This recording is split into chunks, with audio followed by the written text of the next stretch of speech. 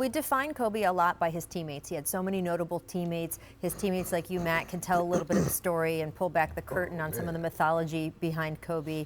But as a player, when you look at Kobe's rivals, and Paul Pierce suddenly, certainly one of his chief rivals through the years, what did you learn about Kobe from watching the Kobe-Paul battles? Well, I mean, I grew up a Laker fan, so I'm thinking Magic Bird, and this is our version of Magic Bird, but I'm in the NBA allowing to go against these guys too. I mean, Paul's probably one of the most underrated players in the game.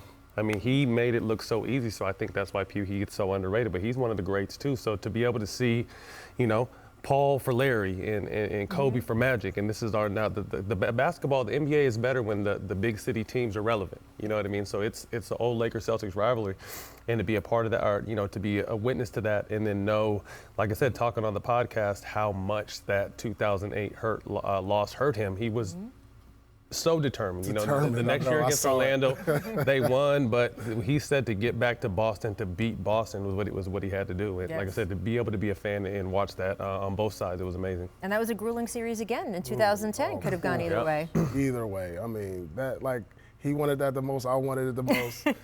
It's just his will. I mean, he didn't have the greatest game 7, but he willed his teammates. And, to do it without Shaq twice, because everybody was always saying he was in Shaq's shadow. Where does Kobe lie amongst NBA greats? Because he has Shaq. And then to do 2 without Shaq was like, well, okay. He vaulted himself near Jordan. And in some cases, some people consider him the GOAT. Yeah, absolutely. Certainly if you talk to people around Los Angeles, and we saw his work ethic translate even out of basketball. The man had one of the greatest careers ever in sports, and then 2 years later won an Oscar. I mean, that's just incredible, right? That motivated me as a retired player now, just like, wow, he's equally as successful off the court as he was, and there's only a chosen few superstars who can match that. Right. Magic, Jordan, and now you have Kobe. For you worked with him at the Players Tribune, one of another business venture you guys worked together on. What was that like, seeing him again, that intensity off the court? Oh, you know what? He captivated the room because we had these meetings with all these superstar athletes, Von Miller, Serena Williams, all in a room every summer. We would be in the summer, and every meeting would start off with Kobe talking. Really? Not the guys, not the people who are the business people invested, talking about where the company is. It was Kobe. He took the lead in all of these things, and that just shows you the just presence he had. It was just like you sat there like a little kid watching a movie, listening to Kobe talk for the next 5 minutes, and you leaning forward, looking like, what is he saying?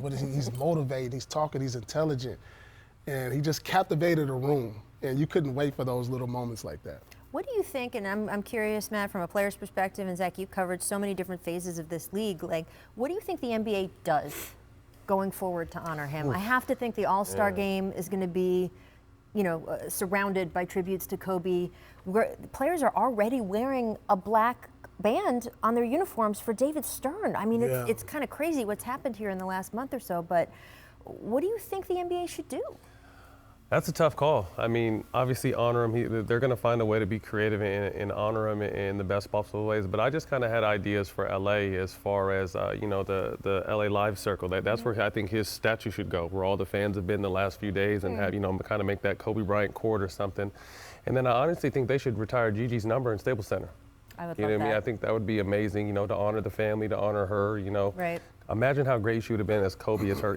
I'd seen her play. She was on her way. So imagine what she could have done, if she had the opportunity to. So those are 2 small things that I think would go a long way for the city of LA. But to answer your question, I know the NBA is going to find something really creative and heartfelt to do, because they always do. Have there been any discussions, Zach? Have you heard about any murmurings about this yet? I'm sure they're talking about All-Star. I mean, All-Star is going to be, I think, probably a tribute to Kobe. I would imagine that I haven't talked to anyone inside the league about that yet, but I'm sure they're already planning that. It's right around the corner, and we're getting back to reality in a couple of days. I mean, the Lakers are going to try to win the championship. This story is they're going to play for him. This story is never going away, and even in our lifetimes, this is going to be a before and after moment. The NBA is never going to be the same again. No, absolutely. And I thought that when reading through that Instagram post LeBron James had yesterday, where he said, "This is my responsibility now."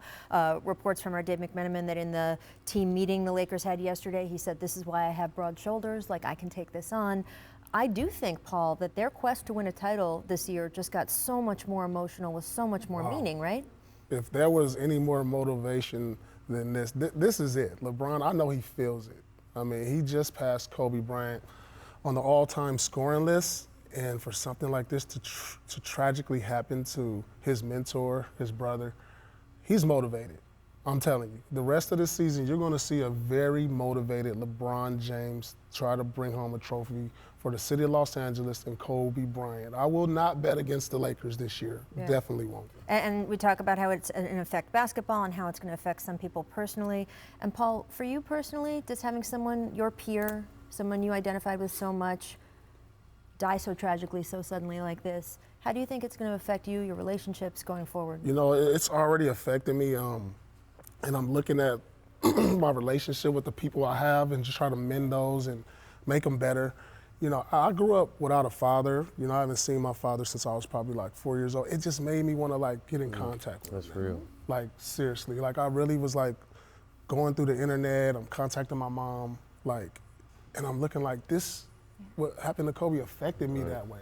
I want to like get to know my father now, and so it's going to have a lasting effect on me, the NBA, the world, for a very, very long time, and I don't see it ending anytime soon. Like I said, I feel like I lost a family member, and this is going to last a while.